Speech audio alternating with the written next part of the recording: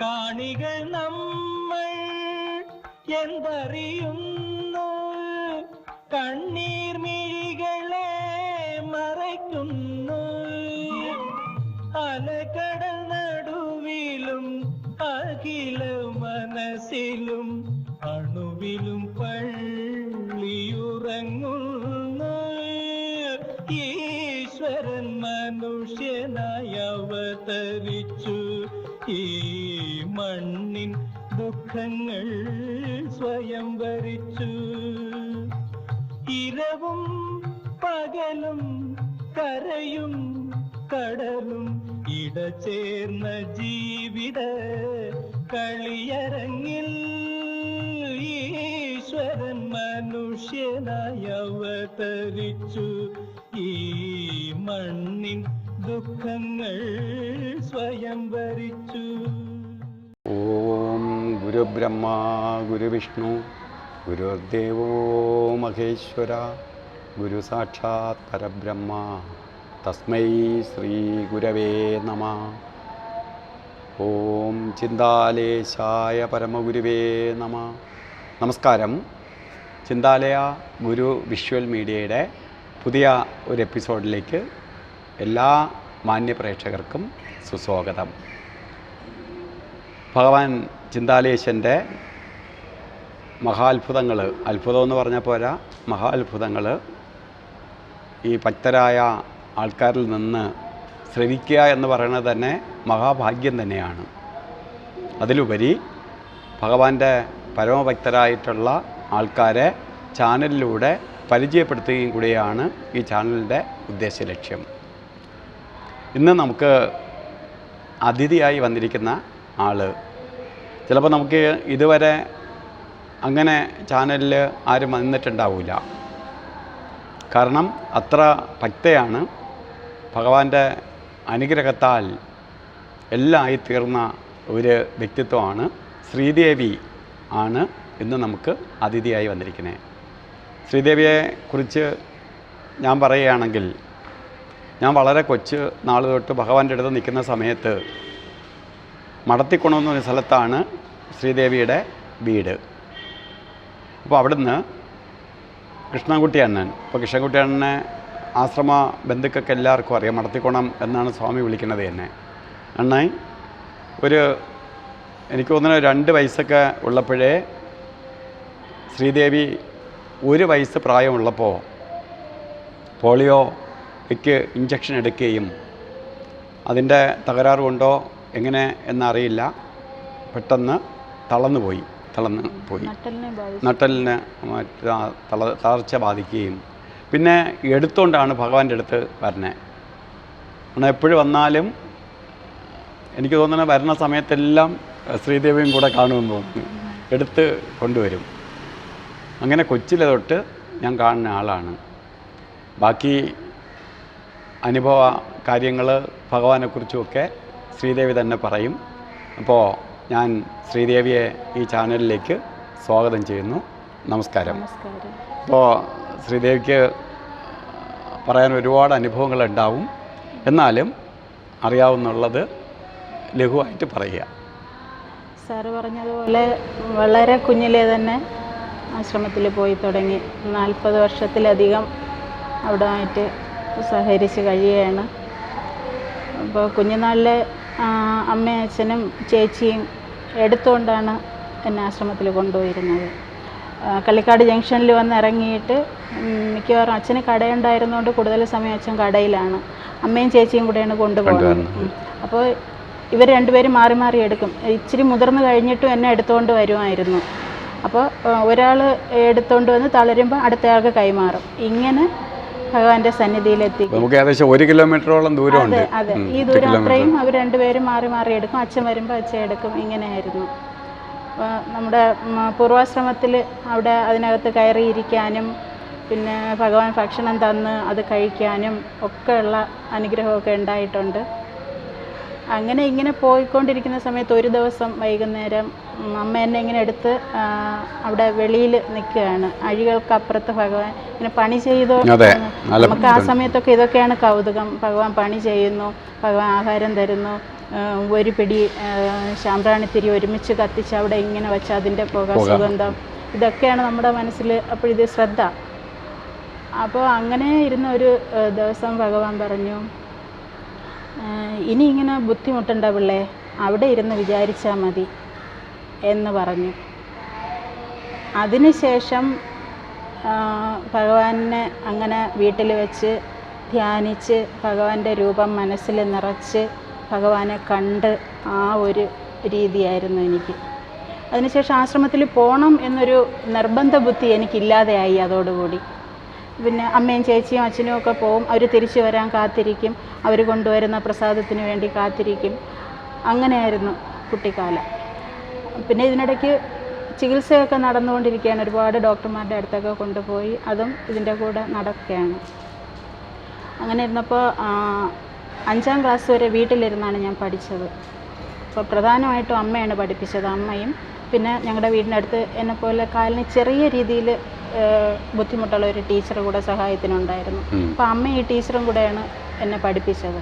5ാം ക്ലാസ്സിൽ പഠിച്ചുകൊണ്ടിരിക്കുന്ന സമയത്താണ് എനിക്ക് പോളിയോ ഹോമിൽ അഡ്മിഷൻ ആവുന്നത്. പോളിയോ ബാധിച്ച കുട്ടികൾക്ക് വേണ്ടി മാത്രമുള്ള സ്ഥാപനം LMS കോമ്പൗണ്ടിൽ തിരുവനന്തപുരത്ത്. അപ്പോൾ അവിടെ പോയപ്പോൾ അവിടുത്തെ ഒരു രീതി എന്ന് പറഞ്ഞാൽ ഏത് പ്രായത്തിൽ അവിടെ ചെന്നാലും കുട്ടികൾ 1ാം ക്ലാസ്സിലങ്ങ് ചേർക്കുള്ളൂ. എന്ന് വെച്ചാൽ സാധാരണ വീട്ടിലിരിക്കുന്ന കുട്ടികൾ അത്രയും പഠിക്കാനുള്ള സാഹചര്യമൊന്നും കിട്ടാത്തത് കൊണ്ട് അവരങ്ങനെ ചെയ്യുന്നതാണ്. അപ്പോൾ അന്ന് അവിടെ ചെന്ന് 5ാം ക്ലാസ്സിൽ പഠിച്ചുകൊണ്ടിരിക്കുകയാണ് എന്ന് പറഞ്ഞപ്പോൾ ടെസ്റ്റ് നടത്തണമെന്ന് അവർ പറഞ്ഞു.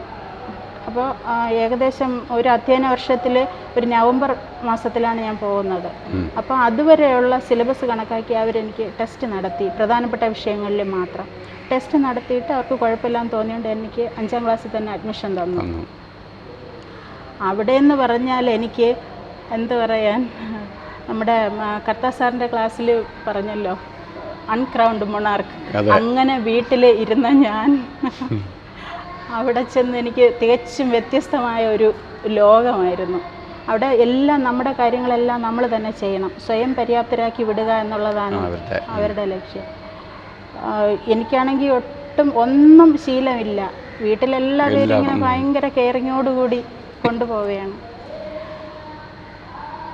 അപ്പോൾ ഭഗവാൻ അയച്ചതുപോലെ, ഭഗവാൻ അയച്ചതെന്ന് ഞാൻ കാലങ്ങൾ കഴിഞ്ഞാണ് അത് തിരിച്ചറിഞ്ഞത്. ഭഗവാൻ അയച്ചതുപോലെ ഒരു കുട്ടി എൻ്റെ അടുത്ത് വന്ന് പരിചയപ്പെട്ടു. എൻ്റെ ക്ലാസ്സിൽ തന്നെ പഠിക്കുന്ന ഒരു കുട്ടി. കുറച്ച് കുഴപ്പമുണ്ട് എങ്കിലും നല്ല ആരോഗ്യമുള്ള ഒരു കുട്ടിയാണ്. ഒരു കാലിന് ചെറിയൊരു കുഴപ്പമേ ഉള്ളൂ. ഈ കുട്ടി എൻ്റെ എല്ലാ കാര്യങ്ങളും അങ്ങ് ഏറ്റെടുത്തു. എല്ലാ കാര്യങ്ങളും എനിക്ക് ഇന്നും ആലോചിക്കുമ്പം ഭയങ്കര അതിശയമാണ്, എങ്ങനെ ആ കുട്ടിക്ക് ആ മനസ്സ് വന്നു എന്ന്. അപ്പോൾ അതിനൊരു ഉത്തരമേ ഉള്ളൂ, നിയോഗിച്ചത്. ഈ കുട്ടി എൻ്റെ വസ്ത്രങ്ങൾ അലക്കി തരും. ഈ വസ്ത്രങ്ങൾ ടെറസിൻ്റെ മുകളിൽ കൊണ്ടുവന്ന് ഉണക്കി അത് തിരിച്ചെടുത്തുകൊണ്ട് വന്ന് മടക്കി എൻ്റെ പെട്ടിക്കകത്ത് വെച്ച് തരും. ഇതൊന്നും എനിക്ക് ശീലമുള്ള കാര്യങ്ങളല്ല. പിന്നെ ഭക്ഷണം കഴിക്കാൻ പോകുമ്പോൾ എൻ്റെ പാത്രം കഴുകി തരും. ടൈം ടേബിൾ നോക്കി എൻ്റെ ബാഗിനകത്ത് വെച്ച് ഈ ബാഗ് എൻ്റെ ക്ലാസ്സിൽ കൊണ്ടുവച്ച് തിരിച്ചെടുത്തുകൊണ്ട് വെച്ച് ഇങ്ങനെ രാത്രി കിടക്കാൻ നേരത്തെ ഈ കുട്ടി എനിക്ക് പായ വിരിച്ച് വരെ തരും. അങ്ങനെ ഇങ്ങനെയുള്ള കാര്യങ്ങളിൽ അവിടെയായിട്ട് യോജിച്ച് വരുന്നത് വരെയും ഈ കുട്ടി എനിക്ക് താങ്ങായിട്ടും തണലായിട്ടും അവിടെ ഉണ്ടായിരുന്നു. പിന്നെ അവിടെയും എൻ്റെ പ്രശ്നങ്ങൾ തീർന്നില്ല. ക്ലാസ്സിൽ ചെന്നിരുന്നപ്പോൾ 3/4 ഭാഗത്തോളം ആ വർഷത്തെ പോർഷനെല്ലാം ആയി കഴിഞ്ഞു. അപ്പോൾ ഈ നോട്ടുകളൊക്കെ എഴുതിയെടുക്കുന്നുണ്ടെങ്കിലും പ്രത്യേകിച്ച് ഇംഗ്ലീഷൊന്നും ഒരു അക്ഷരവും അറിഞ്ഞുകൂടാ. എനിക്ക് തീരെ അറിഞ്ഞുകൂടാതെയല്ല, പക്ഷെ അവരുടെ ആ ഒരു ലെവലിലേക്ക് എനിക്ക് വരാൻ ബുദ്ധിമുട്ടായിരുന്നു. അപ്പോൾ ഈ എഴുതിയെടുക്കുന്നത് എന്താണെന്ന് എനിക്കറിയില്ല. എഴുതിയെടുക്കുകയാണ്, മറ്റുള്ളവരുടെ നോട്ട് നോക്കി എഴുതിയെടുക്കുകയാണ്. അതിൻ്റെ കൂടെ എല്ലാവരും പറഞ്ഞ് പേടിപ്പിക്കുന്നുണ്ട്, പുതിയൊരു കുട്ടി വന്നാൽ അവരെ ആദ്യത്തെ വർഷം തോൽപ്പിക്കും, അതാണ് പതിവ് എന്ന് കുട്ടികൾ പറഞ്ഞ് പേടിപ്പിക്കുന്നുണ്ട്. അങ്ങനെ ഒരുപാട് ഇവിടെ വിഷമിച്ചിരുന്നു. അപ്പോൾ ഒരു ദിവസം അച്ഛൻ ഭഗവാന്റെ അടുത്ത് പോയപ്പോൾ എന്നെ പോളിയോ ഹോമിലാക്കിയ വിവരമൊക്കെ ഭഗവാൻ അറിയാമല്ലോ. കൊച്ചിനവിടെ കൂട്ടുവല്ലതും വേണോ എന്ന് ചോദിച്ചു. അപ്പോൾ അച്ഛൻ അങ്ങനെ നിന്നു. എന്താ മറുപടി പറഞ്ഞെന്ന് അറിയില്ല. 2-3 ദിവസം കഴിഞ്ഞ് അച്ഛൻ എന്നെ കാണാൻ പോളിയോ ഹോമിൽ വന്ന് ഞാനും അച്ഛനും കൂടെ സംസാരിച്ചുകൊണ്ടിരിക്കുമ്പം പോളിയോ ഹോമിലെ ഡയറക്ടർ ഞങ്ങളുടെ അടുത്തേക്ക് വന്നു. 52ാമത്തെ വയസ്സിൽ പോളിയോ ബാധിച്ചിട്ട് പോളിയോ ബാധിച്ചവർക്ക് വേണ്ടി സ്ഥാപനം തുടങ്ങിയ ഒരാളാണ്. അദ്ദേഹത്തെ ഞങ്ങൾ അങ്കിൾ എന്നാണ് വിളിച്ചിരുന്നത്.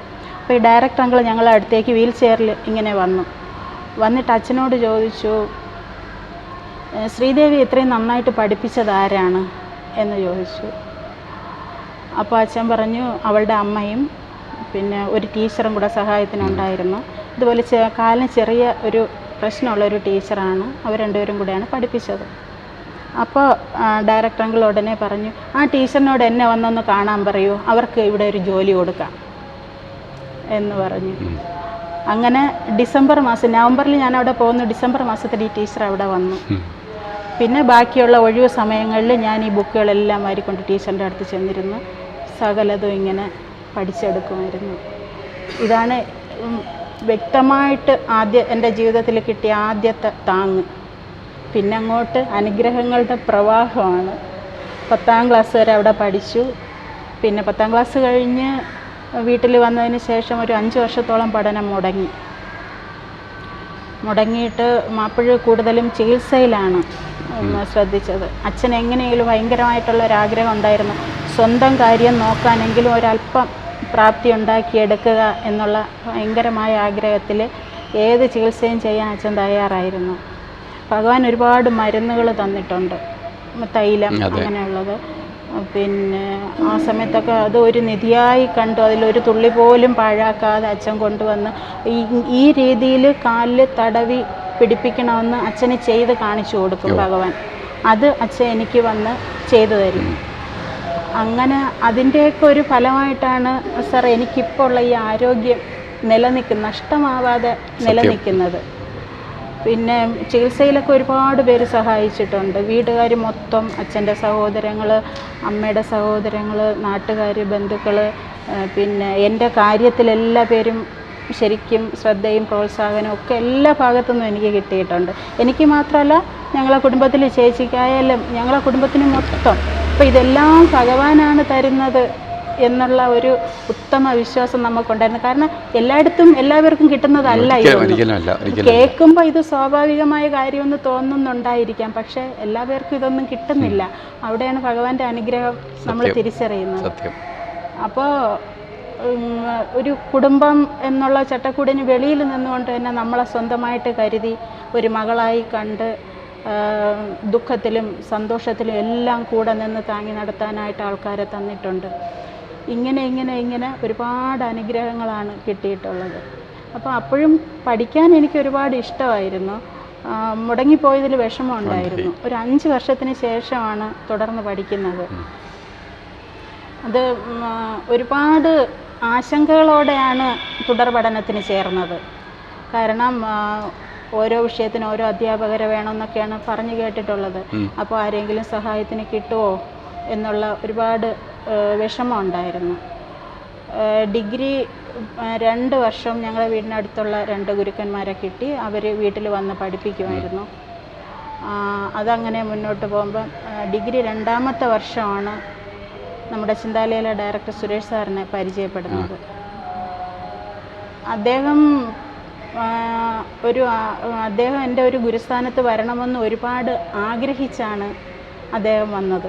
ഞാൻ ഒരുപാട് അദ്ദേഹത്തെപ്പറ്റി കേട്ടിട്ടുണ്ട്. ഞങ്ങളുടെ വീടിനടുത്തൊരു വിദ്യാഭ്യാസ സ്ഥാപനം അദ്ദേഹം നടത്തുന്നുണ്ട്. അപ്പോൾ അവിടെ പഠിക്കുന്ന കുട്ടികൾ വന്ന് എന്നോട് പറഞ്ഞ് സാറിനെ പറ്റി പറയുമായിരുന്നു. അപ്പോൾ അങ്ങനെ സാറിനെ ഒന്ന് പഠിപ്പിക്കാനായിട്ട് കിട്ടിയിരുന്നെങ്കിൽ എന്ന്. അപ്പോൾ കൂടെയുള്ളവർ പറയും, അങ്ങനെ വീട്ടിലൊന്നും പോയി പഠിപ്പിക്കുന്ന ആളല്ല എന്ന് പറയും. അപ്പോൾ പിന്നെ ഞാനതങ്ങ് മാറ്റി വെച്ചു. അങ്ങനെ ഇരിക്കുമ്പോഴാണ് സെക്കൻഡ് ഇയർ ആയപ്പോഴത്തേക്ക് സാറിനെ പരിചയപ്പെട്ടത്. അവിടെ മുതൽ അങ്ങോട്ടെല്ലാം സാറിൻ്റെ മേൽനോട്ടത്തിലാണ് നടന്നിട്ടുള്ളത്. ഫൈനൽ ഇയർ പഠിപ്പിക്കാനായിട്ട് വേറൊരു സാറിനെ കൊണ്ട് തന്നു. പിന്നെ അങ്ങോട്ട് സാറ് തന്നെയാണ് പ്രധാനമായിട്ടും പഠിപ്പിച്ചത് എല്ലാം. അപ്പോൾ സാറ് പറഞ്ഞിട്ടുള്ള ഒരു കാര്യമെന്ന് പറഞ്ഞാൽ, ശ്രീദേവി എൻ്റെ ക്ലാസ് മാത്രം അറ്റൻഡ് ചെയ്താൽ പോരാ, ഞാൻ എങ്ങനെയാണ് ക്ലാസ് എടുക്കുന്നതെന്ന് മാത്രം അറിഞ്ഞാൽ പോരാ, പല അധ്യാപകരും എങ്ങനെയാണ് ക്ലാസ് കൈകാര്യം ചെയ്യുന്നതെന്നും എല്ലാം ശ്രീദേവി അറിയണം എന്ന് പറഞ്ഞ് ഒരുപാട് മഹാന്മാരായ ഗുരുക്കന്മാരെ എനിക്ക് കൊണ്ടു തന്നു. അവരുടെ ക്ലാസ്സൊക്കെ എന്ന് പറഞ്ഞാൽ ഒരുപാട് എന്ത് പറയാനാ സാർ, പറഞ്ഞറിയിക്കാൻ പറ്റാത്ത ഒരു അനുഭൂതിയായിട്ട് മനസ്സിൽ നിറഞ്ഞു നിൽക്കുന്ന കാര്യം. ജീവിതത്തിലെ ഏറ്റവും മനോഹരമായ കാലഘട്ടം അതായിരുന്നു. വേറെ ടെൻഷനൊന്നുമില്ല. ടെൻഷൻ അടിക്കാൻ അച്ഛനും അമ്മയും ബാക്കിയുള്ളവരൊക്കെ ഉണ്ടല്ലോ. അന്ന് വേറെ ഒരു ടെൻഷനും ഇല്ല. ഇതിൽ മാത്രമായിരുന്നു ശ്രദ്ധ. അങ്ങനെ ആ വിദ്യാഭ്യാസ കാലഘട്ടം ഏകദേശം പൂർത്തിയായി. ഒരു പ്രതിഫലേച്ഛയും ഇല്ലാതെയാണ് സാറ് പഠിപ്പിച്ചത്. അവസാനം ഏകദേശം ക്ലാസ്സൊക്കെ കഴിയാറായപ്പോൾ അച്ഛൻ പറഞ്ഞു, സാർ ഈ പഠിപ്പിച്ചതിന് പ്രതിഫലമായിട്ട് ഒന്നും വാങ്ങണ്ട, നമുക്കത് തന്നു തീർക്കാൻ പറ്റത്തില്ല. പക്ഷേ ഈ ഓടുന്ന വാഹനത്തിൽ ഇന്ധനത്തിനെങ്കിലും സാർ അത് സ്വീകരിക്കണമെന്ന് പറഞ്ഞ് അച്ഛൻ ഒരു പൊതി അദ്ദേഹത്തെ ഏൽപ്പിച്ചു. അദ്ദേഹം അത് വാങ്ങി വെച്ചുകൊണ്ടിരുന്നു. അന്നത്തെ ക്ലാസ് കഴിഞ്ഞ് പോവാൻ ഇറങ്ങിയപ്പം സാർ ഈ പൊതി എൻ്റെ കയ്യിൽ തന്നിട്ട് പറഞ്ഞു, പിന്നെ ഇന്നത്തെ ജീവിതത്തിൽ കമ്പ്യൂട്ടർ പഠനം അറിഞ്ഞിരിക്കേണ്ട, കമ്പ്യൂട്ടർ എന്താണെന്നും അതിനെപ്പറ്റി പഠിക്കേണ്ടതും ഒരാവശ്യമാണ്. അതുകൊണ്ട് ശ്രീദേവി ഇത് അച്ഛൻ്റെ കൊടുത്തിട്ട് ഒരു കമ്പ്യൂട്ടർ വാങ്ങി വീട്ടിൽ വെച്ച് പഠിക്കണം എന്ന് പറഞ്ഞു. അപ്പം സാറ് ഇങ്ങനെ പറയുമ്പോൾ എനിക്കവിടെ നിഷേധിക്കാൻ പറ്റത്തില്ല. ഞാനത് വാങ്ങി അച്ഛനെ ഏൽപ്പിച്ചു. അച്ഛൻ കമ്പ്യൂട്ടർ വാങ്ങി തന്നു. പഠിപ്പിക്കാൻ ടീച്ചറെ സാറ് കൊണ്ട് തന്നു. അങ്ങനെ കമ്പ്യൂട്ടർ ഞാനത് വേണ്ട വിധത്തിൽ പ്രയോജനപ്പെടുത്തിയില്ല എങ്കിലും അത് പരിചയപ്പെട്ടു. അത് കഴിഞ്ഞ് സാറ് പറഞ്ഞു, ഒരു സ്കൂളിലൊക്കെ പോയി പഠിപ്പിക്കുന്നതിനുള്ള ആ ഒരു എക്സ്പീരിയൻസൊക്കെ വേണ്ടേ എന്ന് പറഞ്ഞ് അവിടെ ഞങ്ങളുടെ വീടിനടുത്തുള്ള മഹാലക്ഷ്മി വിദ്യാപീഠത്തിൽ പഠിപ്പിക്കാനായിട്ട് എന്നെ കൊണ്ട് ചെന്നാക്കി. അവിടെ എല്ലാ സൗകര്യവും ഒരുക്കി തന്നു. ഒരു മുറിയിൽ ചെന്നിരുന്നാൽ മതി. ഓരോ പീരീഡ് കഴിയുമ്പോഴും കുട്ടികൾ അവിടെ വരുമായിരുന്നു. അങ്ങനെ ഒരു അറേഞ്ച്മെൻ്റ് അവിടെ തന്നു. അവിടെ ഉള്ളവരിൽ നിന്നൊക്കെ ഒരുപാട് സ്നേഹവും സപ്പോർട്ടും എനിക്ക് കിട്ടിയിട്ടുണ്ട്. അപ്പോൾ സുരേഷ് സാറാണ് പഠിപ്പിക്കുന്നതെന്ന് അച്ഛൻ ഭഗവാനോട് പറഞ്ഞപ്പോൾ സാറാണ് പഠിപ്പിക്കേണ്ടത് എന്ന് ഭഗവാൻ പറഞ്ഞു അച്ഛനോട്. അങ്ങനെ ആ വിദ്യാഭ്യാസ കാലഘട്ടമൊക്കെ പൂർത്തിയായി. പിന്നെ വിവാഹം എന്നുള്ള കാര്യമൊന്നും ഞങ്ങളുടെ ആരുടെയും മനസ്സിൽ ഇല്ലാതിരുന്ന ഒരു സംഭവമാണ്. അപ്പോൾ അതും സംഭവിച്ചു. ഇങ്ങനെ ഒരു ആലോചന വന്നപ്പോൾ ഭഗവാന്റെ അടുത്ത് തന്നെയാണ് അച്ഛൻ ആദ്യം പോയത്. പോയി കാര്യം പറഞ്ഞപ്പോൾ ഭഗവാൻ എന്താണ് മറുപടി പറഞ്ഞതെന്ന് അച്ഛൻ പറഞ്ഞില്ല. വളരെ സംതൃപ്തമായൊരു മനസ്സോടുകൂടിയാണ് അച്ഛൻ തിരിച്ചു വന്നത്. തിരിച്ചു വന്നപ്പോൾ ഒരുപാട് സന്തോഷിച്ച് അനുഗ്രഹിച്ചവരുണ്ട്, അതിൽ ആശങ്കപ്പെട്ടവരുണ്ട്. പിന്നെ എങ്ങനെ പോയാലും ഇത് 6 മാസത്തിലധികം നീണ്ടു നിൽക്കില്ല എന്ന് പ്രവചിച്ചവരുണ്ട്. അത് അവരുടെ തെറ്റല്ല സാർ, സമൂഹത്തിൽ കാണുന്ന അനുഭവങ്ങൾ വെച്ച് അവർ പറഞ്ഞതാണ്. പക്ഷെ നമുക്ക് ഈ ഒരു അനുഗ്രഹം നമ്മുടെ കൂടെ ഉള്ള സ്ഥിതിക്ക് എന്ത് അങ്ങനെ സംഭവിക്കില്ലല്ലോ സാർ, ഒരിക്കലും ഇല്ല. പിന്നെ മകളെ കിട്ടി. അവളെ ഭഗവാന്റെ അടുത്ത് തന്നെ, ഭഗവാന്റെ സ്ഥാപനത്തിൽ തന്നെ ചേർത്ത് പഠിപ്പിക്കാനൊരു അനുഗ്രഹം ഭഗവാൻ തന്നു. ഇങ്ങനെ എണ്ണിയാൽ തീരാത്ത അനുഭവങ്ങളാണ് ജീവിതം മൊത്തം.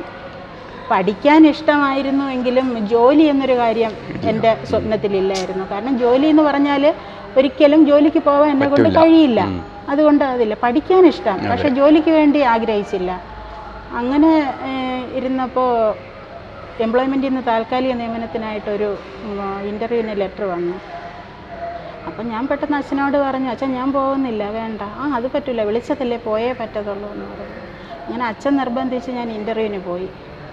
ഇൻ്റർവ്യൂവിന് പോയപ്പോൾ ആ സമയത്ത് ഞാൻ ഈ കാലിപ്പറും ക്രച്ചസും ഉപയോഗിക്കുമായിരുന്നു. അതെന്ന് പറഞ്ഞാൽ എനിക്ക് പാദം തൊട്ട് നടുവരെയും ഒരു ഇരുമ്പ് ചട്ടക്കൂടെന്ന് പറയാം, അതിനുള്ളിലാണ് ശരീരം ഇരിക്കുന്നത്. പിന്നെ ലെതർ കൊണ്ട് കെട്ടി വെച്ച് അങ്ങനെ ഒരു ഇതാണ്. ഇതൊരു 10-15 കിലോ ഭാരം വരും. ഇത് കെട്ടുന്ന സ്ട്രെയിനും ഇത് വലിച്ചുകൊണ്ട് പോകുന്നത്, നേരെ നടക്കാനൊന്നും പറ്റുമായിരുന്നില്ല. ക്രച്ചസ് വെച്ച് ഒരു ഉറുമ്പിഴയുന്ന വേഗതയിൽ ഇങ്ങനെ നീങ്ങിപ്പോകാൻ പറ്റും, അത്രയേ ഉള്ളൂ. അപ്പോൾ ഇത് കെട്ടിക്കൊണ്ടാണ് ഞാൻ ഇൻ്റർവ്യൂവിന് പോകുന്നത്. അപ്പോൾ അഡ്മിനിസ്ട്രേറ്റീവ് ഓഫീസറുടെ റൂമിൽ കയറിയപ്പോൾ അദ്ദേഹം പറഞ്ഞു, ഇരിക്കാൻ പറഞ്ഞു. അപ്പോൾ അദ്ദേഹത്തിൻ്റെ ഫ്രണ്ടിൽ ഇങ്ങനെ ഒരു മേശയുണ്ട്. എനിക്ക് ഇരിക്കണമെങ്കിൽ ഈ മേശയിൽ ശക്തിയായിട്ട് പിടിച്ച് ബാലൻസ് ചെയ്ത് നിന്നിട്ട് 2 ക്രച്ചസ് മാറ്റി ഒരു സൈഡിലോട്ട് വയ്ക്കണം. വച്ചിട്ട് ഈ മേശയിലോട്ട് കമന്ന് നിൽക്കണം. എന്നിട്ട് ഈ കസേര മുന്നോട്ട് വലിച്ച് നീക്കി ഇടണം. ആ കസേരയുടെ ബാലൻസ് തെറ്റിയാൽ പോയി. അത്രയും ചെയ്ത് കഴിഞ്ഞ് ഒരു 2-2.5 മിനിറ്റെങ്കിലും വേണം എനിക്ക് ഒന്ന് ആ കസേരയിൽ ഇരിക്കണമെങ്കിൽ. ഇൻ്റർവ്യൂ ആകെപ്പാടെ 2-3 മിനിറ്റേ ഉണ്ടാവുള്ളൂ. അപ്പോൾ അതുകൊണ്ട് ഞാൻ പറഞ്ഞു, സാർ ഞാൻ നിന്നോളാം. അപ്പോൾ അദ്ദേഹം വിചാരിച്ചു ഞാൻ ബഹുമാനം കൊണ്ടാണ് ഇരിക്കാത്തതെന്ന്. അപ്പോൾ പറഞ്ഞു കുഴപ്പമില്ല, ഇരുന്നോളൂ. അപ്പോൾ സാർ ഇരിക്കാൻ കുറച്ച് ബുദ്ധിമുട്ടാണ്, അതുകൊണ്ടാണ്. അപ്പോൾ പറഞ്ഞു ഇരിക്കാൻ പറ്റാത്ത ഇയാൾ എങ്ങനെ ജോലി ചെയ്യും? അപ്പോൾ ഞാൻ പറഞ്ഞു ഇരിക്കാൻ പറ്റും സാർ, കുറച്ച് സമയമെടുക്കും ഇരിക്കാനായിട്ട്, അതുകൊണ്ടാണ് എന്ന് പറഞ്ഞ്. പിന്നെ ഓക്കെ പറഞ്ഞ് 2-3 ചോദ്യമൊക്കെ ചോദിച്ചു. ചിലതൊക്കെ തെറ്റിച്ചു, ചിലതൊക്കെ പറഞ്ഞു. പെട്ടെന്ന് ചോദിച്ചു ഈ ജോലി കിട്ടിയാൽ ഇയാൾ എങ്ങനെ ജോലിക്ക് വരും എന്ന് ചോദിച്ചു. അത് ഞാൻ പ്രതീക്ഷിക്കാത്തൊരു ചോദ്യമായിരുന്നു സാർ. കാരണം വേണ്ടാന്ന് വെച്ചാണല്ലോ ഇൻ്റർവ്യൂവിന് പോകുന്നത്, കിട്ടല്ലേ എന്ന് പ്രാർത്ഥിച്ചുകൊണ്ടാണ് പോകുന്നത്. അപ്പോൾ ഭഗവാൻ പറഞ്ഞു തന്നതുപോലെ ഞാൻ പെട്ടെന്ന് പറഞ്ഞു അടുത്ത ഹോസ്റ്റലിൽ താമസിച്ചിട്ട് ഞാൻ ജോലിക്ക് വരും. എങ്ങനെ ആ ഉത്തരം എൻ്റെ നാവിൽ വന്നെന്ന് എനിക്കിന്നും അറിയില്ല സാർ. അങ്ങനെ അവിടെ നിന്ന് ഇറങ്ങിയപ്പോൾ തന്നെ ഞാനത് മനസ്സിൽ നിന്ന് കളഞ്ഞു. ഇത് കിട്ടത്തൊന്നുമില്ല, അല്ലെങ്കിൽ എനിക്ക് വേണ്ട. 2 ആഴ്ച കഴിഞ്ഞപ്പോൾ പോസ്റ്റിംഗ് ഓർഡർ വന്നു. പോസ്റ്റിംഗ് ഓർഡർ വന്നപ്പോൾ ഞാനങ്ങ് കരഞ്ഞു. അച്ഛൻ പറയുന്നു പോകണമെന്ന്. എനിക്ക് ഒരു ജോലിക്ക് പോയിട്ട് വരിക എന്നുള്ളത് എന്നെക്കൊണ്ട് ചിന്തിക്കാൻ പറ്റാത്ത അവസ്ഥയാണ്. അങ്ങനെ ഇവരൊക്കെ ചുറ്റും നിന്ന്, അമ്മയും ചേച്ചിയും അച്ഛനൊക്കെ ചുറ്റും നിന്ന് ചിരിക്കണുണ്ട് ഞാൻ കരഞ്ഞപ്പോൾ. അപ്പോൾ അന്ന് ഭഗവാൻ പറയിച്ചതുപോലെ ചേച്ചി അപ്പോൾ ഡിഫാമിന് പഠിക്കുന്ന സമയമാണ്. എന്നെയും ചേച്ചിയും കൂടെ അവിടെ ഹോസ്റ്റലിലാക്കി. ചേച്ചി രാവിലെ ഓട്ടോ പിടിച്ച് എന്നെ ഓഫീസിൽ കൊണ്ടാക്കും. ക്ലാസ് കഴിഞ്ഞ് തിരികെ വന്ന് എന്നെ കൂട്ടിക്കൊണ്ട് ഹോസ്റ്റലിൽ വരും. ഹോസ്റ്റലിൽ ഒരുപാട് കഷ്ടപ്പാടൊക്കെ അനുഭവിക്കേണ്ടി വന്നു. നമുക്ക് ശരിയായിട്ടുള്ള ഒരു കെയർ ഒരുപാട് ബുദ്ധിമുട്ടുകളൊക്കെ ഉണ്ടായിരുന്നു. എന്നാലും ഭഗവാന്റെ കൃപ കൊണ്ടൊക്കെ അതിനെ ഫേസ് ചെയ്യാൻ പറ്റി. അത് കഴിഞ്ഞ് യൂണിവേഴ്സിറ്റിയിൽ ജോലി ചെയ്തു, സെക്രട്ടേറിയറ്റിൽ ജോലി ചെയ്തു. അപ്പോൾ ആ സമയത്തൊക്കെ ചേച്ചിയുടെ വിവാഹം കഴിഞ്ഞിട്ടുണ്ടായിരുന്നു. അപ്പോൾ അമ്മ കൂട്ടി അച്ഛൻ വിട്ടു. ഞങ്ങൾ രണ്ടുപേരെയും കൂടെ ഒരു ഹോസ്റ്റലിലാക്കിയിട്ട് അമ്മ എന്നെ ഓഫീസിൽ കൊണ്ടാക്കിയിട്ട് സിറ്റിയിലുള്ള ക്ഷേത്രങ്ങളൊക്കെ പോയിട്ട് തിരിച്ച് ഹോസ്റ്റലിൽ വരും. അത് കഴിഞ്ഞ് വൈകുന്നേരം തിരിച്ച് കൂട്ടിക്കൊണ്ടുവരും. അങ്ങനെ അതൊക്കെ കഴിഞ്ഞിട്ട് മോള് സ്കൂളിൽ പോയി തുടങ്ങിയപ്പോഴാണ് എനിക്ക് സ്ഥിരമായിട്ട് ജോലി കിട്ടുന്നത്. ഭഗവാന്റെ കൃപ കൊണ്ട് ഈ കുറ്റിച്ചൽ ഭാഗത്ത് എന്ന് വെച്ചാൽ ഭഗവാന്റെ നടയിലൂടെ ദിവസവും ഒരു നേരം ഞാൻ ഓഫീസിലേക്ക് പ്രാർത്ഥിച്ചിട്ട് പോവാം. വിശേഷ ദിവസങ്ങളിൽ ഇവിടെ കയറാം, തൊഴാം, പിന്നെ ഭക്ഷണം കഴിക്കുന്നു. ഈ കാര്യങ്ങൾ ഇതൊരു വലിയ അനുഗ്രഹമാണ് സാർ, ഇതൊക്കെ തീർച്ചയായിട്ടും. അപ്പോൾ അതിങ്ങനെ ഓഫീസിലാണെങ്കിലും എനിക്ക് വളരെ നല്ല അന്തരീക്ഷമാണ്.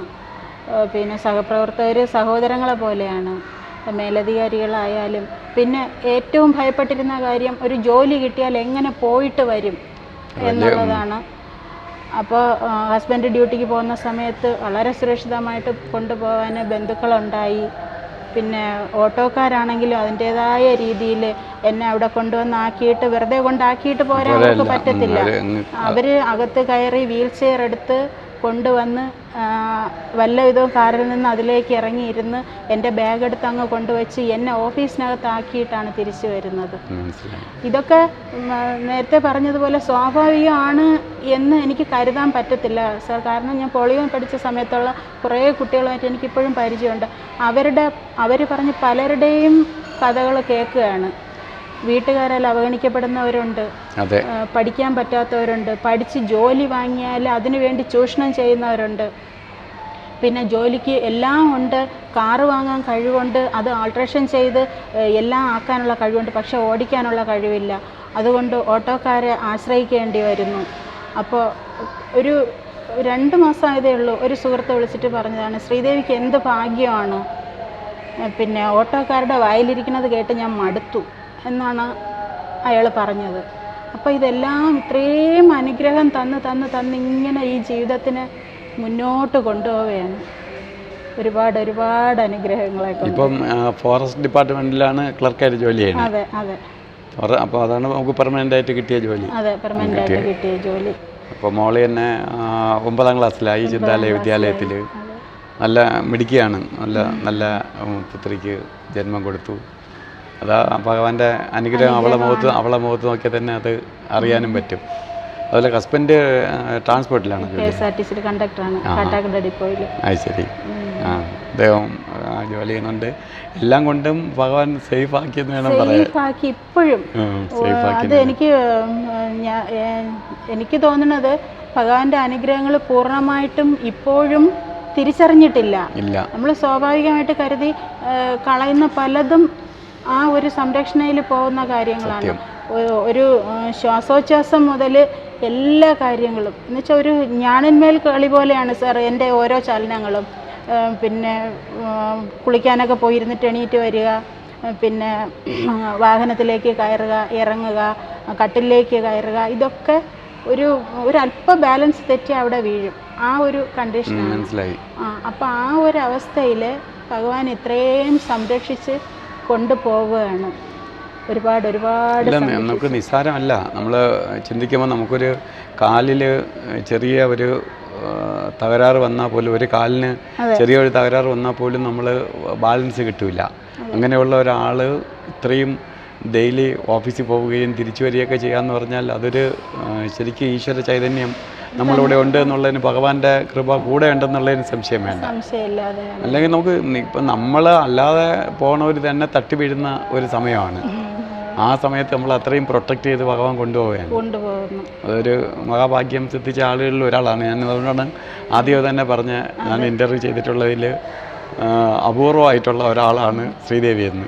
അച്ഛൻ ഒരുപാട് ആഗ്രഹിച്ചിരുന്നു എങ്ങനെയെങ്കിലും ഈ അവസ്ഥയിലൊരു മാറ്റം ഉണ്ടാക്കിയെടുക്കണമെന്ന്. പക്ഷേ അതിന് പറ്റിയില്ല. എങ്കിലും ഈ ആരോഗ്യം ഇത്രയെങ്കിലും നിലനിർത്തിക്കൊണ്ട് പോണത്, ഇങ്ങനെയെങ്കിലും പോകുന്നത് ഭഗവാന്റെ കൃപ കൊണ്ട് മാത്രമാണ്. പിന്നെ എല്ലാവരും പരസ്പരം ചോദിക്കുകയും അപൂർവമായിട്ട് ചിലർ നമ്മളോട് ചോദിക്കുകയും ചെയ്തിട്ടുള്ള ഒരു കാര്യമാണ്, നിങ്ങൾ സ്വാമിയുടെ അടുത്ത്, നമ്മൾ ആദ്യകാലത്ത് സ്വാമി എന്നാണ് ഭഗവാനെ പറഞ്ഞത്, സ്വാമിയുടെ അടുത്ത് ഇത്രയും ഡെഡിക്കേഷനോടുകൂടി പോയിട്ടും ഇത്രയും ഭക്തിയോടുകൂടി എല്ലാവരും അവിടെ ആശ്രിതരായി കഴിഞ്ഞിട്ടും ശ്രീദേവിക്ക് എന്തുകൊണ്ട് സുഖമാകുന്നില്ല എന്ന് ചോദിച്ചിട്ടുണ്ട്. അപ്പോൾ നമുക്കതിന് വ്യക്തമായിട്ട് അപ്പോഴും അവരോട് ഒരു ഉത്തരം പറയാൻ നമുക്ക് പറ്റിയിട്ടില്ല. ഒരു ദിവസം ആശ്രമത്തിൽ നിന്ന് അച്ഛൻ തിരിച്ച് വന്ന് അവിടെ ഇരുന്ന് ആശ്രമത്തിൽ പോയിട്ട് വരുമ്പോൾ അവിടുത്തെ ഭഗവാനെ കണ്ട കാര്യം, ഭഗവാൻ പറഞ്ഞ ഓരോ വാക്കുകളും കേൾക്കാൻ ഞങ്ങളിങ്ങനെ ആകാംക്ഷയോടെ ഇരിക്കും. അപ്പോൾ ഒരു ദിവസം വന്നിട്ട് പറഞ്ഞു, മാധവൻകുട്ടി സാറ് സെക്രട്ടറി ആയിരുന്ന സമയത്ത് പരവൂർ സ്വാമി, ഇവിടെ കടയൊക്കെ ഇട്ടിരുന്ന പരവൂർ സ്വാമിയുടെ ഒരു സംഭവം ഇങ്ങനെ അച്ഛൻ പറഞ്ഞു. മാധവൻകുട്ടി സാറ് പറഞ്ഞറിഞ്ഞത്, പരവൂർ സ്വാമിക്ക് അതികഠിനമായ ഒരു വയറുവേദന വരുമായിരുന്നു. അപ്പോൾ പിന്നെ മാധവൻകുട്ടി സാറ് ഒരു ദിവസം സ്വാമിയുടെ വീട്ടിൽ പോയപ്പോൾ സ്വാമിക്ക് ഒരു ചേച്ചി മാത്രമാണ് ഉണ്ടായിരുന്നത്, അമ്മയെപ്പോലെ സ്വാമിയെ നോക്കുന്ന ഒരു ചേച്ചി. ആ ചേച്ചി സാറിനോട് ചോദിച്ചെന്ന്, സ്വാമി വിചാരിച്ച എൻ്റെ കുഞ്ഞിൻ്റെ വയറുവേദന മാറ്റിക്കൊടുക്കാൻ കഴിയില്ലേ എന്ന് ചോദിച്ച്. അപ്പോൾ സാർ എന്ത് പറഞ്ഞെന്നറിയില്ല, സാറിന് ആ ഒരു ചോദ്യം മനസ്സിലിങ്ങനെ നിറഞ്ഞു കിടന്നു. രാത്രി ഉറങ്ങാൻ കിടന്നപ്പോൾ സാറിന് ഉറങ്ങാൻ കഴിഞ്ഞില്ല. ഈ അമ്മ ചോദിച്ച ചോദ്യം ഇങ്ങനെ മനസ്സിൽ വന്നുകൊണ്ടേയിരുന്നു. അപ്പോൾ ആ രാത്രി ഭഗവാൻ അവിടെ ഈ ഒരു പിടി ശാമ്പ്രാണിത്തിരി കത്തിച്ചുകൊണ്ട് അവിടെ വന്നെന്നും, അപ്പോൾ സാറിന് ഉറക്കം വരുന്നില്ലേ എന്ന് ചോദിച്ചപ്പോൾ സാറ് പെട്ടെന്ന് എണീറ്റപ്പോൾ ഒന്നും പറഞ്ഞിട്ടില്ല അവർ തമ്മിൽ. ഭഗവാൻ പറഞ്ഞു ഒന്ന്, പരവൂർ സ്വാമിയുടെ വയറുവേദന മാറ്റിക്കൊടുക്കാൻ പറ്റാഞ്ഞിട്ടല്ല, പക്ഷേ ഞാനത് ചെയ്താൽ അത് അനുഭവിച്ച് തീർക്കാനായിട്ട് ഇനി ഒരു ജന്മവും കൂടെ അദ്ദേഹത്തിന് വേണ്ടി വരും. അതാണ് സത്യം എന്ന് ഭഗവാൻ പറഞ്ഞു. അങ്ങനെ ഒരു ദ്രോഹം ഞാൻ ആർക്കും ചെയ്യില്ല. ഇതേ വാക്കാണ് അച്ഛൻ എന്ന് പറഞ്ഞത്. അങ്ങനെ ഒരു ദ്രോഹം ഞാൻ ആർക്കും ചെയ്യില്ല. അപ്പോൾ എല്ലാവർക്കുള്ള ഉത്തരം കിട്ടി സാർ അതിലൂടെ. സത്യമാണ്, അതാണ് പരമമായ സത്യം. എല്ലാവർക്കുള്ള ഉത്തരം അതിലൂടെ കിട്ടി. ഇങ്ങനെ ആയാൽ എന്ത്, ഇത്രയും താങ്ങി നടത്തുന്നില്ലേ, ഇത്രയും അനുഗ്രഹങ്ങളെ കൊണ്ട് നിറയ്ക്കുന്നില്ലേ. അത് ശ്രീദേവി പറഞ്ഞപ്പോൾ ആണ് ഒരു വിഷയം പറയാമെന്ന് പറയണേ. എനിക്കൊരു ചെറിയ, എൻ്റെ 4 വയസ്സ് തൊട്ട് സ്വാമി പിടിച്ച് നയിച്ച വഴിയിലൂടെയാണ് ഞാൻ പൊയ്ക്കൊണ്ടിരിക്കുന്നത് ഇതുവരെയും. പുത്രനായി അതേപോലെ എടുത്തുകൊണ്ട് നടന്നിട്ടുണ്ട്, കുളിപ്പിക്കുന്ന സ്വാമി ഇപ്പോൾ ചെയ്തുകൊണ്ട് നിന്നിട്ടുണ്ട്. അങ്ങനെ നിൽക്കുന്ന സമയത്ത് എനിക്ക് 1-2 ഇൻസിഡൻ്റ് ഉണ്ടായി എൻ്റെ ജീവിതത്തിൽ. ഉണ്ടാവുന്നതിന് മുമ്പ് ഒന്നും ഞാൻ അറിയില്ല. അതിന് മുമ്പ് എന്നെ ഒരു ദിവസം ഭഗവാൻ വിളിച്ചിട്ട് പിള്ള ഇരിക്കണം. ഞാൻ പിള്ളയോട് 1-2 കാര്യം പറയണമെന്ന് വിചാരിച്ചുകൊണ്ടിരിക്കുകയായിരുന്നു. പിള്ളയ്ക്ക് 2 ദുരനുഭവങ്ങൾ വരും. 2 ആളുകളിൽ നിന്ന്, വീട്ടിനകത്ത് നിന്ന്. ഇത് എനിക്കൊരു സെക്കൻഡ് മതി പിള്ളയെ മാറ്റിത്തരാൻ. പക്ഷെ ഞാനിത് മാറ്റിയാൽ പിള്ള 2 ജന്മം ഇനി വരേണ്ടി വരും. 1 ജന്മമല്ല, 2 ജന്മം പിള്ള ഇങ്ങി തിരിച്ചു. ഇത് 2 കാര്യത്തിന് വേണ്ടി 2 ജന്മം തിരിച്ചു വരേണ്ടി വരും. ഞാനത് ആ 2 ജന്മം ഇനി പാഴ് ജന്മം കൂടി പിള്ള എടുക്കണ്ടെന്ന് ഞാൻ വിചാരിച്ചു. അതുകൊണ്ട് പിള്ള അത് നേർന്നു. അപ്പോൾ അത് കഴിഞ്ഞ് വർഷങ്ങൾ കഴിഞ്ഞിട്ടാണ് എനിക്ക് അനുഭവം വരുന്നത്. സ്വാമി പറഞ്ഞു. അപ്പോൾ എൻ്റെ മനസ്സിൽ ഇങ്ങനെ ഈ 2 വ്യക്തികളെ പേര് പറഞ്ഞാണ് സ്വാമി പറയണത്. ഒന്ന് വൈഫിൻ്റെ സൈഡിൽ നിന്നും മറ്റൊന്ന് മോളെ സൈഡിൽ നിന്നും ഒരു ഇതുണ്ടാവും. അപ്പോൾ ഞാനതിനെ സ്വാമി പറഞ്ഞ എൻ്റെ ഓർമ്മയില്ല, ഞാൻ എല്ലാ ദിവസവും ഓർമ്മിക്കും ചിരിച്ചുകൊണ്ട്. അപ്പോൾ വന്നപ്പോൾ എനിക്ക് ഒരു വിഷമവും തോന്നിയില്ല. എല്ലാ പേരും വിഷമത്തോടെ കണ്ടപ്പോൾ ഞാൻ വളരെ സന്തോഷത്തോടെ അതിനെ നേരിട്ട്. കാരണം ഇത് അനുഭവിച്ചേ തീരുള്ളൂ. അപ്പം ഭഗവാന് മാറ്റാൻ പറ്റാത്ത ഒന്നുമില്ല. പക്ഷേ ചില കാര്യങ്ങൾ കർമ്മയോഗമാണ്. ഈ കർമ്മബന്ധമുണ്ട്. നമ്മൾ മുൻജന്മങ്ങളിൽ ചെയ്ത പാപഫലങ്ങൾ നമുക്ക് അറിഞ്ഞുകൂടാ. നമ്മൾ ഈ ജന്മം ചെയ്ത് തന്നെ നമുക്ക് അറിഞ്ഞുകൂടാ. ഇപ്പോൾ ശ്രീദേവി 5ാം ക്ലാസ് തൊട്ട് 10ാം ക്ലാസ് വരെ ഒരു സ്ഥലത്ത് പഠിച്ചാണ് പാസ്സായത്. ആ 5ാം ക്ലാസ് തൊട്ട് 10ാം ക്ലാസ് വരെ പഠിച്ച പാഠപുസ്തകം എടുത്തിട്ട് ഇപ്പം പരീക്ഷ ഇട്ടാൽ ശ്രീദേവി സൂപ്പറായിട്ട് തോക്കൂലേ? അപ്പോൾ നമുക്ക് ഇപ്പോഴത്തെ കാര്യം പോലും ഓർമ്മയില്ല. പിന്നെ എങ്ങനെ മുൻജന്മ ഓർമ്മ വരും? അപ്പോൾ മുൻജന്മ പാപഫലങ്ങൾ അനുഭവിച്ചേ തീരുള്ളൂ. അപ്പോൾ അതിൻ്റെ ഭാഗമായിട്ട് വന്നതാണ്. ഇതുപോലെ ഒരു മഹാത്മാവിൻ്റെ അടുത്ത് പോയി നമ്മൾ എത്തിയതാണ് വിജയം, നമ്മളെ വിജയം. അല്ലെങ്കിൽ സംഭവിക്കുന്നത് വെച്ചാൽ നമ്മളിങ്ങനെയൊന്നുമല്ല, വേറെ യാതെങ്കിലും ഒരു ലെവലിലേക്ക് പോയി നമ്മൾ ഒന്നും അല്ലാതെ ആവേണ്ട നമ്മളെയാണ് ഭഗവാൻ. ഇപ്പം ശ്രീദേവിയെ കൊണ്ടുപോയി, ശ്രീദേവി ഇപ്പം ഇരിക്കുകയാണ്, എൻ്റെ മുമ്പേ ഇരിക്കുകയാണ്. ശ്രീദേവിയെക്കുറിച്ച് നമ്മളിങ്ങനെ പറഞ്ഞാൽ മാത്രമേ മറ്റൊരു ഈ കാണുന്ന പ്രേക്ഷകർക്ക് മനസ്സിലാവുകയുള്ളൂ. ശ്രീദേവിക്ക് എന്തെങ്കിലും വീൽ ചെയറിലേക്ക് ഇരിക്കണം, അപ്പം വിചാരിക്കും കാലിന് എന്തെങ്കിലും വീഴ്ച വല്ലതും വന്നിരിക്കുകയാണെന്നല്ലേ വിചാരിക്കുകയുള്ളൂ. അല്ല, ശ്രീദേവിയെ കണ്ട ഒന്നും തോന്നുന്നില്ല. നല്ല സുന്ദരിയായ ഒരു സൗഭാഗ്യവതിയായ ഒരു സ്ത്രീ വന്ന് എൻ്റെ മുമ്പേ ഇരിക്കുകയാണെന്നല്ലേ തോന്നുള്ളൂ. അപ്പോൾ ആ നിലയിൽ നമ്മളെ മുമ്പ് കൊണ്ട് ഇരുത്തിയതാരാണ്? ഭഗവാൻ. അതാണ് ഭഗവാന് പറ്റുന്ന കാര്യം.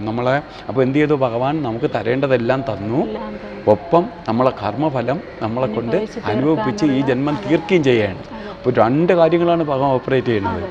കർമ്മഫലം നമ്മളെ കൊണ്ട് ഈ ജന്മം കൊണ്ട് അവസാനിപ്പിക്കുന്നു. 2 നമുക്ക് തരാനുള്ളതെല്ലാം. ഒരു സ്ത്രീക്ക് എന്തൊക്കെയാണ് വേണ്ടത്? എല്ലാം തന്നു. ഒരു സ്ത്രീക്ക് വേണ്ടത് ഒരു പത്രവതിയായിട്ടിരിക്കുക, പുത്രവതിയായിട്ടിരിക്കുക. ഈ 2 മഹാപുണ്യങ്ങൾക്ക് മുകളിൽ ഒരു സ്ത്രീക്ക് തരാമൊന്നുമില്ല. അതിനൊപ്പം നമ്മൾക്ക് ഇന്നിപ്പം വേണ്ട ഒരു ഗവൺമെൻറ് ജോലി, അതും ഭഗവാൻ തന്നു. അപ്പോൾ നമ്മൾ പൂർണ്ണതയാക്കി.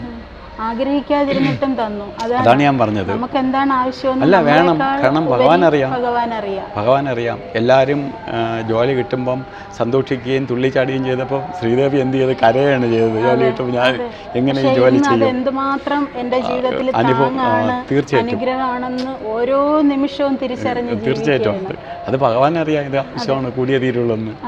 അപ്പം അത്രയ്ക്ക് എല്ലാം കൊണ്ടും, ഞാൻ പറഞ്ഞില്ലേ, എല്ലാം കൊണ്ടും ഒരു ഭാഗ്യവതിയും ഭഗവാന്റെ ഒരുപാട് അനുഭവം സിദ്ധിച്ച ആളുമാണ് ശ്രീദേവി. ഗുരുനാഥൻ പഠിപ്പിച്ചിട്ടുള്ളത് നമ്മളൊന്നും പ്രാർത്ഥിച്ച് നേടരുത്, പ്രാർത്ഥനയിൽ ചോദിക്കരുത്.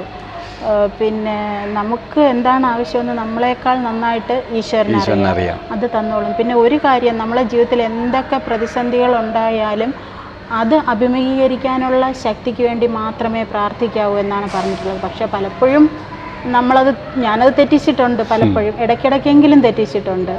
അതിൽ പ്രധാനമായിട്ടും ഞാൻ ഭഗവാനോട് പ്രാർത്ഥിച്ചിരുന്നത്, എന്തെങ്കിലും ഒരു പ്രധാനപ്പെട്ട ഒരു കാര്യം എൻ്റെ ജീവിതത്തിൽ സംഭവിക്കാനുണ്ടെങ്കിൽ അത് എൻ്റെ അച്ഛനും അമ്മയും ജീവിച്ചിരിക്കെ തരണേ എന്ന് പ്രാർത്ഥിച്ചിട്ടുണ്ട്. മനസ്സിലായി. അവർ അത് അവർക്ക് അത് കാണുക എന്നുള്ള അവരുടെ ആഗ്രഹം. എല്ലാം തന്നു ഭഗവാൻ. അവർ ജീവിച്ചിരുന്നപ്പോൾ തന്നെ എല്ലാ സൗഭാഗ്യവും തന്നിട്ടാണ് ഭഗവാൻ കൊണ്ടുവിട്ടത്.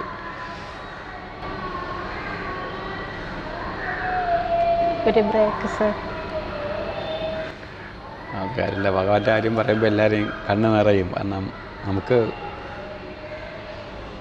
അത്ര സ്നേഹസ്വരൂപനും അത്ര ദയാലുവും ആയിട്ട് വേറൊരാളില്ല.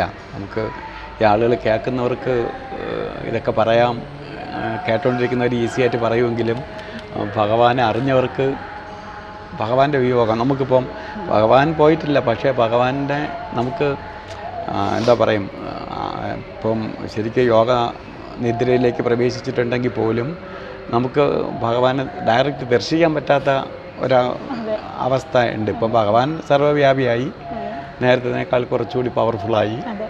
ഇപ്പം അനുഭവത്തിൽ തിരിച്ചറിയാൻ പറ്റുന്നുണ്ട് സർ. 100%. ഓരോ അനുഭവത്തിലും അതിനുശേഷം ആയാലും നമുക്ക് സാറ് പറഞ്ഞ പോലെ നേരിട്ട് കാണാൻ പറ്റുന്നില്ല. അത് മാത്രമേ ഉള്ളൂ. എന്നാലും കാണാം. അതാണ് ഭഗവാൻ വരും ഓരോ കാര്യത്തിനും. എൻ്റെ ബന്ധത്തിലുള്ള ഒരു ബന്ധുവും എൻ്റെ ഒരു സുഹൃത്ത്, 2 പേരും കുഞ്ഞുങ്ങളില്ലാതെ ഒരുപാട് വിഷമിച്ചിരിക്കുകയായിരുന്നു. ഒരുപാട് ചികിത്സ ചെയ്ത് ശാരീരികമായിട്ടൊക്കെ ആ പെൺകുട്ടികൾ ഒരുപാട് വേദന അനുഭവിച്ച് അങ്ങനെ. അപ്പോൾ ഇത് കേട്ടപ്പം എനിക്ക് ഒരുപാട് വിഷമം തോന്നി.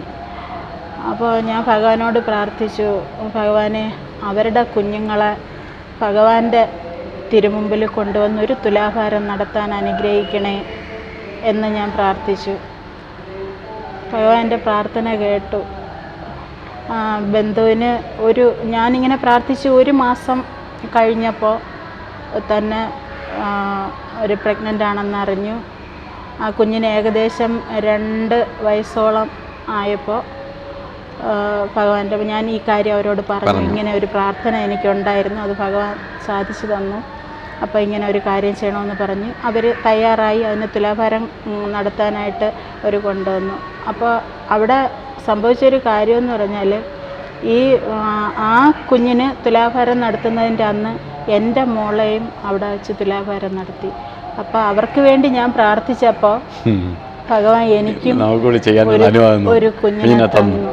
2 പേരുടെ തുലാഭാരവും ഒരുമിച്ചാണ് ഭഗവാന്റെ നടയിൽ നടത്തിയത്. എൻ്റെ സുഹൃത്തിനാണെങ്കിൽ 2 കുഞ്ഞുങ്ങളെ ഒരുമിച്ച് കിട്ടി. ഈ അടുത്ത് തന്നെ അവർ ഇവിടെ തുലാഭാരം നടത്താനായിട്ട് വരാനിരിക്കുകയാണ്. അങ്ങനെ ആർക്ക് വേണ്ടി പ്രാർത്ഥിച്ചാലും ഭഗവാൻ കേൾക്കുന്നുണ്ട്. ആ ആളല്ല, നമ്മൾ മറ്റൊരാളിന് വേണ്ടി പ്രാർത്ഥിച്ചാൽ പോലും ഭഗവാൻ കേൾക്കും. അത്ര ഭക്തവത്സലനാണ് ഭഗവാൻ. അതെ. പിന്നെ കുഞ്ഞിലെ ഒരുപാട് വർഷങ്ങൾക്ക് മുമ്പ് അമ്മ എന്നെയും കൊണ്ട് ഇവിടെ വരുമായിരുന്ന സമയത്ത് അമ്മയോട് ഞങ്ങളുടെ ഒരു ബന്ധു പറഞ്ഞു, ചേച്ചി എനിക്ക് ഇന്നൊരു അസുഖം ഉണ്ട്, അത് ഒരുപാട് ബുദ്ധിമുട്ടാണ് ചേച്ചി, ഒന്ന് സ്വാമിയോട് പറയുമോ എന്ന് അമ്മയോട് ചോദിച്ചു. അപ്പോൾ നമുക്ക് ഈ രീതിയിൽ ഭഗവാന്റെ മുമ്പ് ചെന്നൊരു കാര്യം പറഞ്ഞ് നമുക്ക് ശീലമില്ല. പിന്നെ അപ്പോൾ അമ്മയ്ക്ക് ഒരു ബുദ്ധിമുട്ടായിരുന്നു. പക്ഷെ അവരിങ്ങനെ ഒരുപാട് തവണ നിർബന്ധിച്ച് പറഞ്ഞപ്പോൾ ഒരു ദിവസം അമ്മ ഇങ്ങനെ ഇച്ചിരി മടിച്ചിട്ടാണെങ്കിലും ഭഗവാനോട് പറഞ്ഞു. അപ്പോൾ ഭഗവാൻ ചോദിച്ചു, സ്വന്തം കാര്യമൊക്കെ നോക്കിയിട്ട് പോരെ മറ്റുള്ളവരുടെ കാര്യം എന്ന് ചോദിച്ചെങ്കിലും അവരുടെ ആ അസുഖം അവിടെ തീർന്നു. ഇന്ന് വരെ പിന്നീട് അങ്ങനെ ഒരു ബുദ്ധിമുട്ടുണ്ടായിട്ടില്ല. അങ്ങനെ ഒരു ഭഗവാന്റെ ശ്രദ്ധയിൽപ്പെട്ടാൽ പരിഹരിക്കാൻ പറ്റുന്നതാണെങ്കിൽ ഭഗവാൻ അപ്പോൾ പരിഹരിച്ചിരിക്കും. അത് സംശയം വേണ്ട. ഒരുപാട് ഞങ്ങളുടെ കുടുംബം മൊത്തം, ചേച്ചിയുടെ ജീവിതം, അച്ഛൻ്റെ അമ്മയുടെയും ജീവിതം, എല്ലാം ഓരോ ഘട്ടങ്ങളിലും ഇങ്ങനെ എന്ത് പറയാനാണ്, ഭഗവാൻ ഉള്ളം കയ്യിൽ വെച്ച് താങ്ങി നടത്തുന്നു എന്ന് പറയുന്ന പോലെ അത്രയും സ്നേഹവും സംരക്ഷണയും തന്നിങ്ങനെ കൊണ്ടുപോവുകയാണ്. അതന്നെ, അതിന് സംശയം വേണ്ട. ഭഗവാന്റെ അനുഗ്രഹം അത്രയ്ക്കും. അതല്ല, ഭഗവാന്റെ അനുഗ്രഹം ഒരു കുടുംബത്തിൽ ഒരാളിന് കിട്ടിയാൽ അത് കുടുംബത്തിനകത്ത് മൊത്തത്തിൽ അതിൻ്റെ പ്രകാശം കിട്ടും. അതിന് സംശയം വേണ്ട. നാമജപത്തിൻ്റെ പ്രാധാന്യം ഭഗവാൻ ഒരുപാട് പറഞ്ഞിട്ടുണ്ട്. അത് ഭഗവാൻ പറയുന്നതെല്ലാം അച്ഛൻ നമ്മളോട് വന്ന് പറയുമായിരുന്നു. ഷോഡശ മഹാമന്ത്രത്തിൻ്റെ മാഹാത്മ്യം, ഹരേരാമ മന്ത്രം എത്രത്തോളം പറയാനാവോ, വേറെ ഒരു ഉപാധികളും ഇല്ലാതെ ലളിതമായ രീതിയിൽ പറയാൻ പറ്റുന്നത്, അതിൻ്റെ പ്രാധാന്യം, അത് ഒരു തവണ പറഞ്ഞാൽ അതിൻ്റെ പ്രയോജനം, 1 കോടി പറഞ്ഞാൽ അതിൻ്റെ പ്രയോജനം, അങ്ങനെ ഭഗവാൻ പറഞ്ഞതെല്ലാം അതിനെപ്പറ്റി അച്ഛൻ ഞങ്ങളെ പറഞ്ഞിങ്ങനെ പഠിപ്പിച്ചിട്ടുണ്ട്. അപ്പോൾ ആ നാമജപത്തിൻ്റെ ഒരുപാട് ചേച്ചിയുടെ ജീവിതത്തിൽ ഇങ്ങനെ വിവാഹമായിട്ട് സംബന്ധിച്ച് എന്തോ ഒരു വിഷയമായിട്ട് ഭഗവാന്റെ അടുത്ത് പോയി അച്ഛൻ ഇങ്ങനെ സംസാരിച്ചിരുന്നപ്പോൾ അതൊന്നും കുഴപ്പമില്ല പിള്ളേ, അതൊക്കെ അങ്ങ് നടക്കും, ആ കൊച്ച് കുറച്ച് നാമം പറഞ്ഞിട്ടുണ്ട് എന്നാണ് ഭഗവാൻ പറഞ്ഞത്. സത്യം. അങ്ങനെ എല്ലാ അനുഗ്രഹങ്ങളും എല്ലാ അറിവും അങ്ങനെ എല്ലാം ഭഗവാൻ അനുഗ്രഹിച്ച് തന്നു. പിന്നെ അച്ഛൻ്റെ വിയോഗം എന്ന് പറയണത് അതും നമുക്കൊരു അനുഭവമായിരുന്നു. ഞങ്ങൾക്ക് തീർത്താൽ തീരാത്ത നഷ്ടമാണ് എങ്കിൽ പോലും ഞങ്ങൾക്കൊരു പാഠം പോലെയോ പുതിയ അനുഭവം പോലെയോ ആയിരുന്നു അത്. അച്ഛനിങ്ങനെ കസേരയിലിരിക്കുമ്പോൾ ഹരേരാമ പറഞ്ഞുകൊണ്ടാണ് അച്ഛൻ കണ്ണടയ്ക്കുന്നത്. അമ്മയും ചേച്ചിയും അത് വ്യക്തമായിട്ട് കേട്ടിട്ടുണ്ടായിരുന്നു. ഞാൻ അവസാന ഭാഗത്തെ ഞാൻ അടുത്തെത്തിയുള്ളൂ. അതിൻ്റെ അവസാന ഭാഗം ഒരല്പം കേട്ടു ഞാൻ. പക്ഷേ ഞങ്ങൾ ഈ സംഭവം പറഞ്ഞപ്പോൾ അത് ഞങ്ങൾക്ക് തോന്നിയതാണ് എന്ന് കരുതുന്നവരുണ്ട്. ഞങ്ങൾക്കത് തോന്നിയത്, പക്ഷേ അമ്മയും ചേച്ചി അത് വ്യക്തമായിട്ട് കേട്ടതാണ്. ഹരേ രാമ ഹരേ രാമ ഇങ്ങനെ 3-4 വട്ടം അച്ഛൻ പറയുന്നുണ്ടായിരുന്നു. എന്നിട്ട് അച്ഛൻ്റെ കണ്ണുകൾ ശൂന്യമായ ഒരു സ്ഥലത്ത് കൃഷ്ണമണി ഇങ്ങനെ ഉറപ്പിച്ചാണ് അച്ഛൻ കണ്ണടയ്ക്കുന്നത്. ആ നമുക്ക് ശൂന്യമായത് എന്ന് തോന്നുന്ന ആ സ്ഥലത്ത് അച്ഛൻ എന്താണ് കണ്ടതെന്ന് ഞങ്ങൾക്കറിയില്ല.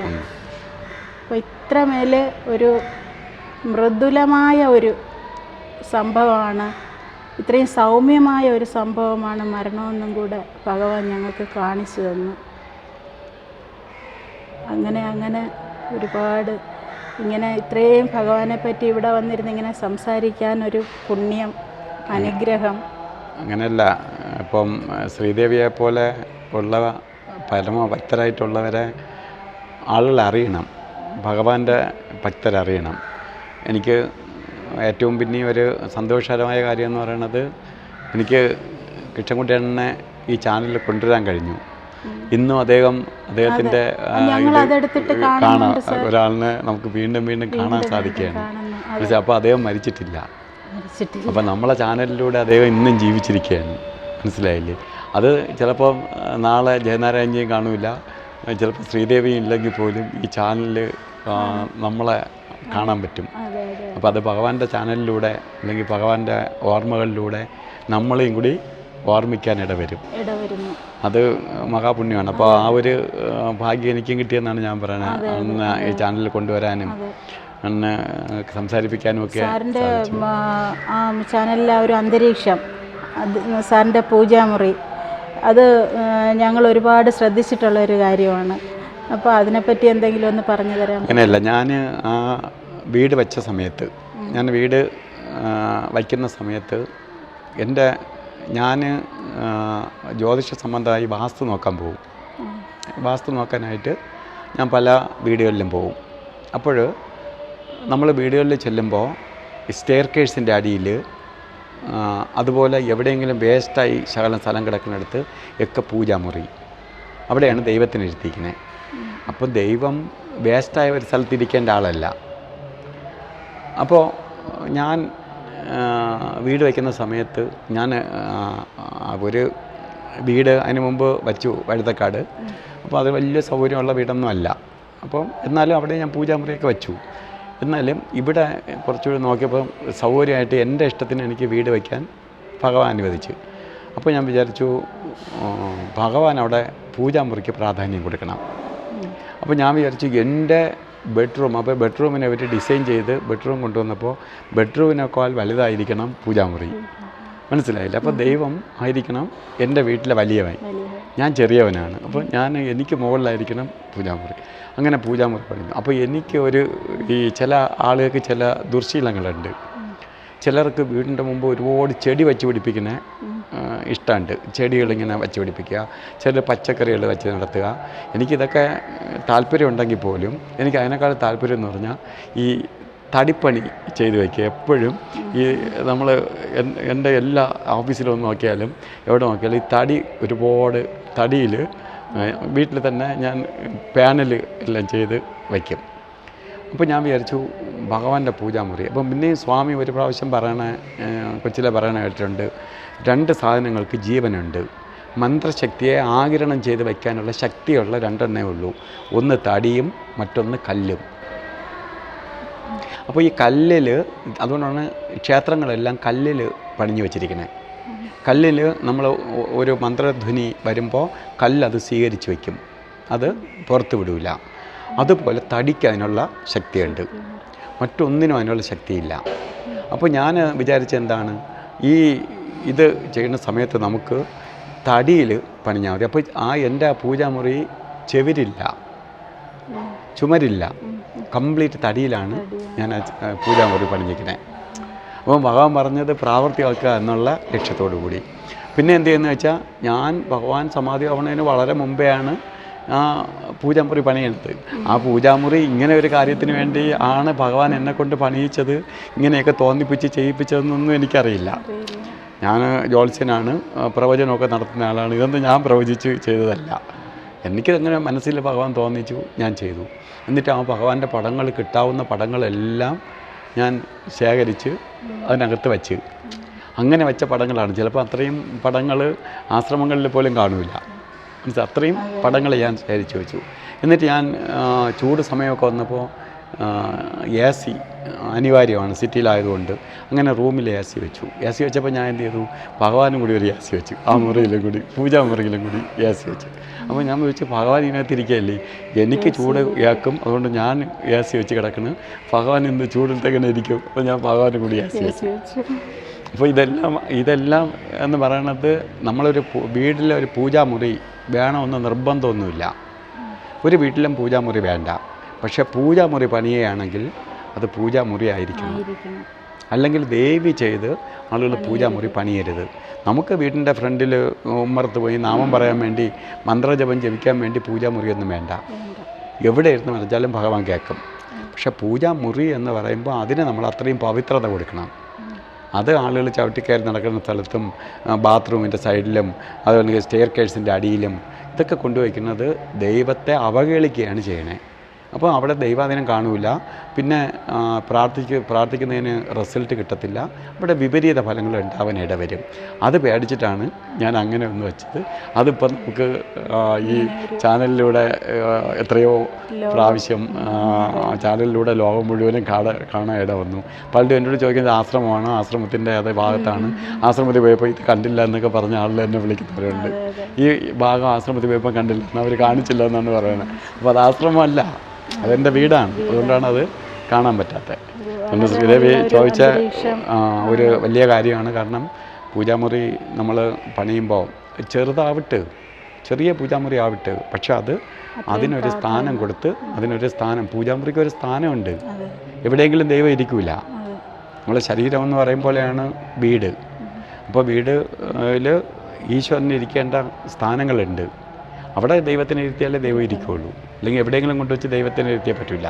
നമ്മൾ 2 കണ്ണിനെ എടുത്ത് കാലിൽ വെച്ചാൽ എന്ത് ചെയ്യും? ദൈവം സൃഷ്ടി ചെയ്തപ്പോൾ 2 കണ്ണിനെ എടുത്ത് കാലിൽ വെച്ചാൽ എന്ത് ചെയ്യും? നമുക്ക് അങ്ങോട്ട് അപ്പുറത്തുള്ള എത്തി നോക്കണമെങ്കിൽ തലകുത്തന്നെ നിന്ന് നോക്കണം. അതുകൊണ്ടാണ് ഏറ്റവും മുഖ്യമായ സ്ഥലത്ത് ഏറ്റവും ഹൈറ്റിൽ കണ്ണ് വെച്ചത്. അപ്പോൾ ഓരോന്നിനും ഭഗവാൻ ഓരോ സ്ഥാനം കൽപ്പിച്ച് ആ സ്ഥാനത്ത് അതിരുന്നാൽ മാത്രമേ അതിന് ഗുണമുള്ളൂ. അതല്ലാതെ വേറൊരു സ്ഥാനത്തിരുന്നാൽ അതിന് ഗുണമില്ല. അതുകൊണ്ടാണ് ഭഗവാൻ ഓരോന്ന് സൃഷ്ടി നടത്തിയപ്പോഴും ഓരോ സ്ഥാനങ്ങൾ കൽപ്പിച്ചത്. ഇത് തന്നെയാണ് വീട്ടിൻ്റെ അവസ്ഥയും. എൻ്റെ പൂജാമുറിക്ക് വളരെ പ്രാധാന്യമുണ്ട്. പൂജാമുറി വച്ചില്ല, അയ്യോ എനിക്ക് പൂജാമുറി വയ്ക്കാൻ സ്ഥലമില്ല എന്ന് വെച്ചിട്ട് ഒരു വിഷമവും വേണ്ട. പക്ഷെ വച്ചാൽ അത് ദൈവത്തിന് നല്ലൊരു രീതിയിൽ ഇരിപ്പിടം കൊടുക്കുന്നതാണ് നല്ലത്. വളരെ നല്ലൊരു അറിവാണ്. അതുകൊണ്ട് ഇത്രയും സമയം ഈ വയ്യായ്മയെന്ന് പറയില്ല, അല്ല ആരോഗ്യവതിയായിട്ടിരിക്കുകയാണ്. അപ്പോൾ ഈ അവസ്ഥയിലും വന്ന് ഭഗവാന് വേണ്ടി ഇപ്പോൾ ഞങ്ങൾ അവിടെ തന്നെ, ഞാനിപ്പം ശ്രീദേവി ഇരിക്കുന്നിടത്തേക്ക് വന്നതിനൊരു റീസൺ ഉണ്ട്. ശ്രീദേവിക്ക് ഇതിൽ പങ്കെടുക്കണം എന്ന് ആഗ്രഹം പ്രകടിപ്പിച്ചു എന്ന് പറഞ്ഞു. അപ്പോൾ നമ്മൾ ഷൂട്ട് ചെയ്യണത് ഞങ്ങൾ 2ാമത്തെ നിലയിലാണ്. അത് സ്റ്റെയർ കേഴ്സിലൂടെ മുകളിൽ കയറി 2ാമത്തെ നിലയിലേക്ക് ശ്രീദേവിയെ കൊണ്ടുപോകാനൊക്കെ പറ്റും. എന്നാലും അങ്ങനെ എടുത്ത് ശ്രീദേവിയെ കൊണ്ടുപോകുമ്പോൾ ശ്രീദേവിക്ക് ഒരു വിഷമം ഉണ്ടാകും. അപ്പോൾ അങ്ങനെ ഒരു വിഷമത്തോടുകൂടി വന്നിരുന്ന് പറയണ്ടെന്ന് വിചാരിച്ചിട്ടാണ് ശ്രീദേവി ഇരിക്കുന്നിടത്ത് തന്നെ ഞാൻ വരാം. അതിപ്പോൾ ഭഗവാന്റെ നടയിൽ വെച്ച് ഭഗവാന്റെ സന്നിധിയിൽ വെച്ചാണ് നമ്മൾ ഷൂട്ട് ചെയ്യുന്നത്. കാരണം മന്ത്രജപം കേട്ടുകൊണ്ടിരിക്കുന്ന ഹരേരാമ മന്ത്രം നടന്നുകൊണ്ടിരിക്കുന്ന ആ മന്ത്രധ്വനിയുടെ ആ ഒരു പ്രസൻസിൽ തന്നെ പശ്ചാത്തലത്തിൽ തന്നെ നമ്മൾ ഷൂട്ട് ചെയ്തത്. അപ്പോൾ അതിന് ഇത്രയും സംസാരിക്കാനും പറ്റി. അപ്പോൾ ശ്രീദേവിയുള്ള ഷൂട്ടിങ്ങിന് പ്രാധാന്യമുണ്ട്. കാരണം ഭഗവാന്റെ സന്നിധിയിൽ വെച്ചാണ്, ഭഗവാന്റെ സന്നിധിയിൽ വെച്ച് ആദ്യമായിട്ട് ഷൂട്ട് ചെയ്യുകയാണ്. മനസ്സിലായില്ലേ? അപ്പോൾ അതിനുള്ള ഇത് അങ്ങനെയും ഭഗവാൻ അനുഗ്രഹിച്ചു എന്ന് പറയാം. അതുകൊണ്ടാണ് എനിക്കതിലൊരു ഇപ്പം പറഞ്ഞു ഞാൻ അങ്ങോട്ട് വരുമായിരുന്നല്ലോ എന്നൊക്കെ പറഞ്ഞെങ്കിൽ ഞാൻ അതിന് വളരെ സന്തോഷത്തോടെ ഞാൻ ഇങ്ങോട്ട് വന്നതാണ് അത് ചെയ്യാൻ വേണ്ടി. അതുകൊണ്ട് ഇത്രയും സമയം പ്രേക്ഷകർക്ക് വേണ്ടി വരാനും ശ്രീദേവിയെ നമ്മളെ ഭക്തർക്ക് പരിചയപ്പെടുത്താനും കഴിഞ്ഞതിൽ വളരെ സന്തോഷം. അതുകൊണ്ട് ഇനിയും എല്ലാ അനുഗ്രഹങ്ങളും ഭഗവാനിൽ നിന്നുണ്ടാവും, ഒരു സംശയവും വേണ്ട. നന്നായിരിക്കട്ടെ.